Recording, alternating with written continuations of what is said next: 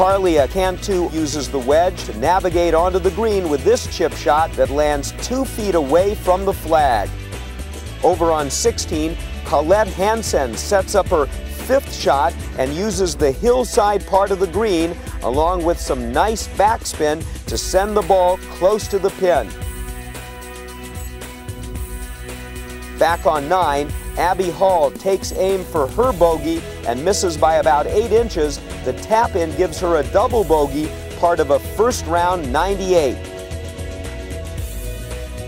Lauren Zandstra's attempt from virtually the same lie as Hall's takes an identical roll. Lauren would make it from there and finish with a 91 on the day.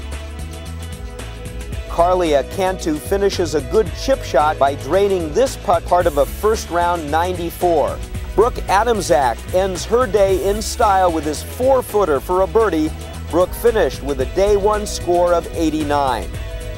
Back to 16, where Colette Hansen lines up and makes the 3-foot putt to salvage a bogey. Hansen carded an 81 to take the first round lead into the clubhouse. To 18, where Michelle Hall has the right speed, but it's not enough to sink the putt. Hall makes the easy tap and finishes with an 83, tied for second with Marnie Weinstein as we look at the leaderboard from the first day. There you see Colette Hansen's 81 setting the pace, 2 strokes better than Weinstein and Hall. Muskegon's Brooke Adamczak shares a part of 4th place with Chelsea's Kristen Schwartz.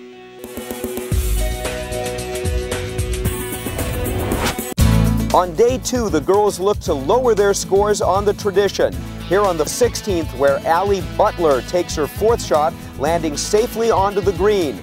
Butler's next stroke would be her 5th, and it would not find the break she was hoping for. The Commerce Township native would tap in and finish 2 strokes under the century mark. Carlia Cantu uses the wedge for her 5th swing, nearly holing the shot. She would double bogey from there and finish the day with an 88. Lauren Zandstra takes closer look at the hole with her chip off the green. The shot left Lauren all smiles, but the ensuing putt was no laughing matter as her roll dips in and out of the cup. Zandstra would tap in for a bogey, part of her second round of 85. Brooke Adamczak needed this putt to save par on 14, but the roll ran out of steam before it made it to the cup. Brooke, too, would tap in for a bogey. She would finish the day with an 83. Later on the 14th, Colette Hansen, who bogeyed 2 of her first 3 holes on the day, takes her 2nd shot here. Weinstein, however, is working on her 4th shot, a wonderful pitch that makes its way within inches of the hole. Not seen here is Michelle Hall, who blasts her way out of the greenside bunker and onto the green. Hansen took aim at a birdie with this putt that breaks twice before it settles on the lip of the cup. She would eventually tap in for par. Michelle Hall sinks her 2nd putt on the hole and tallies a well-earned 5. Looking at bogey to stay a shot off the pace, Marnie Weinstein has her putt deflect and stay on the putting surface. She would tap in and stay 2 strokes behind Hansen. On to the par 3 9th, the finishing hole, where the leader, Colette Hansen, takes her swing. Hansen uses a conservative strike at the green to protect a 1-stroke margin. Weinstein needed this putt for a birdie to pull even with Hansen, but her putt rolls wide of the cup, and Weinstein can only watch and hope. Kristen Schwartz has the perfect roll on her birdie try and earns a hug from her caddy.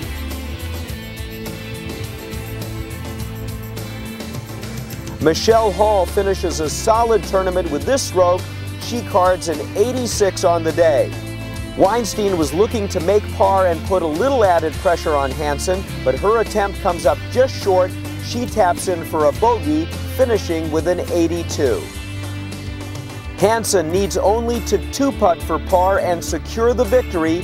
She edges the side of the hole, then sees the end in sight with just a 2-footer left for the title.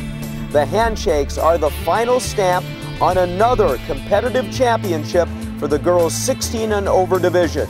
So here are the final tallies with Hansen, Weinstein, and Hall, your top three. Brooke Adamczak edging Kristen Schwartz for 4th place.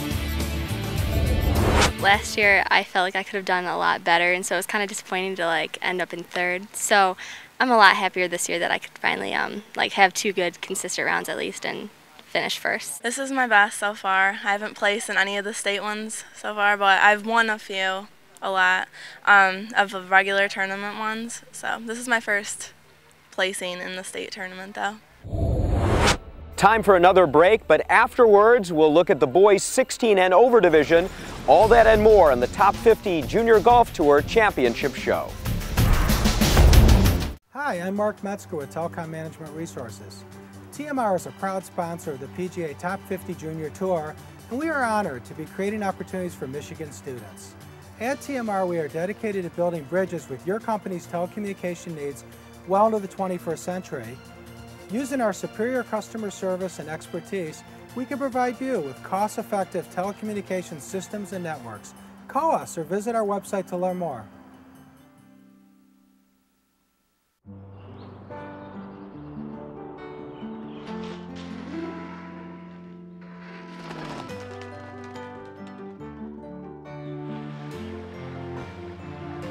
Raymond James Financial Advisors understand there's no one exactly like you. With a culture of independence, they have the complete freedom to offer unbiased financial advice that's right for your goals, no matter how lofty. Raymond James, individual solutions from independent advisors.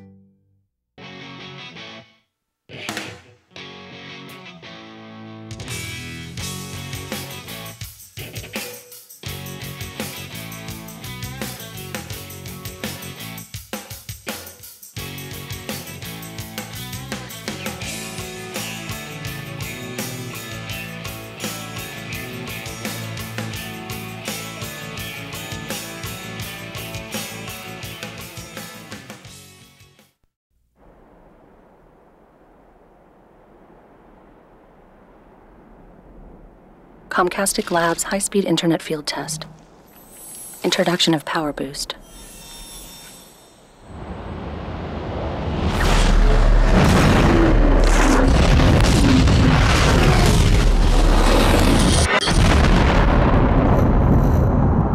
We never stop making fast, faster. Comcast high-speed internet with Power Boost.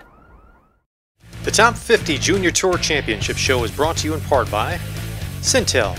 Consider IT done. By Raymond James, individual solutions from independent advisors. By Holiday Inn Express, located in Fenton, stay smart. From King Park Golf Academy, take the guesswork out of your game today. From TMR, building bridges for your company's telecommunication needs well into the 21st century. From the Private Client Group at National City, providing customized and expert investment guidance. And by the Top 50 Junior Golf Tour, providing more opportunities to play golf and earn scholarship rewards than any other student golf program. And welcome back. With age comes experience. As you would expect, the boys 16 and over division had the lowest scores in this year's championships. It's a good place to pick up some tips from one another. Lake Orion, Michigan native Andy Bogus thinks the Top 50 Tour is just the place for that. The way I learn is visual, watching other people swing, so it helps me tune my swing and also just get you ready for college and tournament play and everything else in high school tournament play. So you meet people from all over. I mean, down Lake Orion by the Detroit area, you meet people from up in Bay City. I mean, even people around the area that you didn't even know. I started my first tournaments on the Meyer Tour for 1 year, and then I switched to this tour, the Top 50 Tour. Been playing it for about 3 years. I played high school golf for Lake Orion for 2 years on varsity, and now I'm trying out for the Saginaw Valley golf team. But I like the tournament a lot. Here we see Andy with his second shot on the par 3 8th hole on day 1 on the Fazio Premier. The pitch shot rolls past the pin, and Andy has a little more work ahead of him. The putt for par also eludes the hole, and Andy would finish for a bogey, part of his score of 81 on the opening day.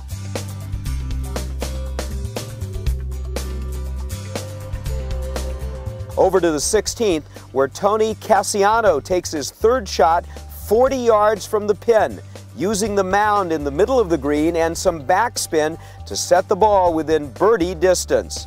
Cassiano's attempt at a 4 on the par 5 hole misses by inches. He would make par from there. Now back to the 8th, where Charles Vanna steers this attempt directly at the cup. The stroke was good for a par, keeping Vanna 2 over through 8. He would finish the day with a 78. On to the 16th, where defending champ Garrett Branch uses the soft touch from the green side bunker to roll it just inches from the cup. This putt worked for a birdie for Branch, who finishes the day with a 77. Over to the 9th, where Charles Vanna gets a decent result from this bad lie in the woods. His shot checks up just short of the putting surface. Now on to the 16th. Matt Shepard uses a wedge from 30 yards out to set up a nice birdie attempt. Shepard didn't waste the opportunity as he drains the 10-footer for a 4. The birdie was part of a 79 for Matt on the day. Back on the 9th as Oxford, Michigan's Matthew Brady takes his second shot that lands nicely on the green. Brady earned the birdie with this putt on the par 4 hole, part of his 78 on the first round, and a wave for the camera. Northville's J.J. Smadzinski takes aim here on the 17th for par. Last year's boys 15 and under winner would make a bogey 4 from there. He finished the day with an 82. Back on the 16th, where Bradley Paulette digs his way out of the greenside bunker with his 5th shot. The Canton native would settle for a bogey on the hole, as he was somewhat disappointed he didn't score better. So we move to the 17th, where Paulette hoped to make it up on this long birdie attempt that fills the cup. Paulette ended the day with a 74.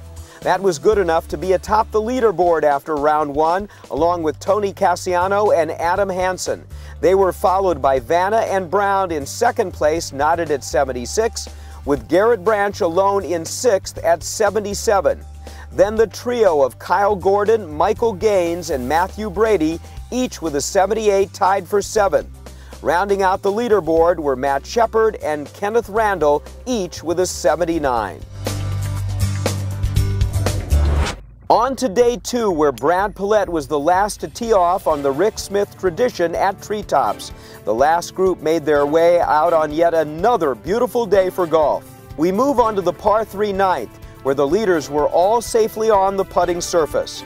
Tony Cassiano was first up with this birdie try, a slow roller from the fringe that found its way to the bottom of the cup.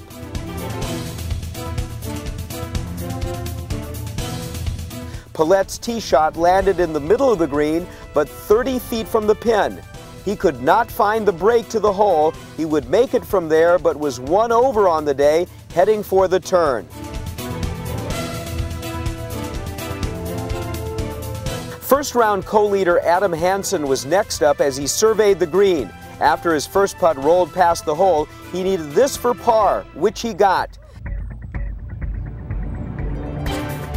Hansen would shoot an 81 for the second round on a day when many were shooting in the 70s, including J.J. Smadzinski, who we see here blasting his way from a greenside bunker on hole number 16.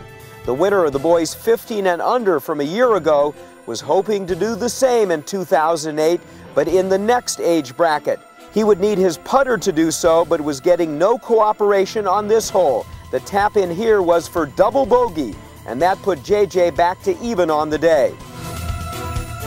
To the 9th, where Kyle Gordon's second shot came from the sand. Gordon would get on, but had some work left to do in order to make par. Gordon, who finished the first round tied for 4th, needed to make this to stay at 1 over for the day. He gets a nice roll. The par gave Kyle 36 on the front 9 as he was looking to continue the charge on the back 9. Over to the 17th as we watch Nick Shermataro's 40-foot attempt at birdie come ever so close. Nick would tap in for par, part of a 73 on the day, and a two-day total of 153 for the championship. Also in his group was Kenneth Randall, who ended the first round tied for 8th. He stares down this putt for par, but he cannot make it. He would bogey and finish with a 74. Back on the 9th hole, where Michael Gaines' second shot off the hillside makes it onto the green. Gaines ended the first round with a 78, good for a 4th place tie. He would need to make this to score a 36 on the front 9, and does just that. He would go on to finish with a 74 on the day and a two-day total of 152. On to the 15th hole for Brad Pillett's third shot just off the green. Brad's pitch rolls on very quickly, nearly goes in, and rolls 8 feet past the stick. Brad had this putt left for a bogey, and he drains it. Pillett moves back to 1 over for the round with 4 holes left to play. Over to the 9th green for Matt Shepard's attempt at par. He sinks it for his 9th straight par, and looking for more, heading for the turn. Over to the 17th for Logan Brown's tee shot on the par 3 hole. The shot nearly hits the stick and stays firmly on the putting surface. Brown does not miss a birdie, part of a 77 on the day, and a tournament total of 153. Over to 18 for J.J. Smadzinski's birdie attempt that comes up a little short of the hole. J.J. taps in for a par. He finished with a 70. Back to 17 for Kyle Gordon's birdie putt that checks up just short. Gordon knew it too. He taps in for par. He too would finish with a 70. Back to 18 for Brad Pillett's approach shot from just behind a bunker. The shot leaves Pillett a few feet from a birdie and the win. Brad's final putt uses every inch of the cup and some well-deserved handshakes from all the players. Pillett captures the 2008 championship for the boys 16 and over. I played very well and I was just happy with the outcome. 10 and 11, I had 2 long birdie putts that just dropped for me that really got me going, let me finish around pretty well. It's the best finish I've ever had. I've couple tied for 5th a couple times, but played really good today, like 16 greens. I just couldn't make anything for birdies or anything, but it's a good round, best of my life so far. Today was really solid. I hit every fairway and every green, and it was really boring actually. I like the whole course layout a lot better. I thought the greens on the Fazio were a bit unfair, and today's course was much more reasonable. So here's the final leaderboard in the championship that was anything but boring for the boys 16 and over division. Shepard finished 3rd behind Pillett and Kyle Gordon.